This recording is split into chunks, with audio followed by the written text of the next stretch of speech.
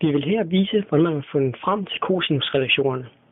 Cosinusrelationerne går ud på, at c i anden er lige med a i anden plus b i anden minus 2ab gange cosinus til vinkel c.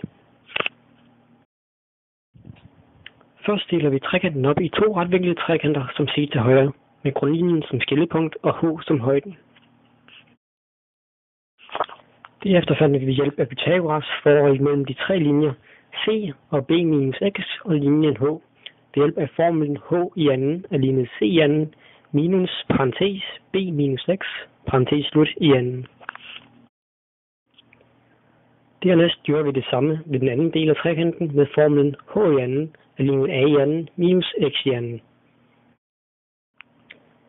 Siden de to formler begge er lige med h, kan vi sætte dem lige med hinanden i formlen c i anden minus parentes b minus x parentes slut.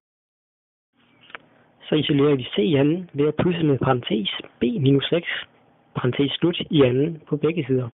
Så gør vi parentesen ud. De to x i andener går ud med hinanden. Derefter finder vi cosinus af vinkel c, som giver x divideret med a.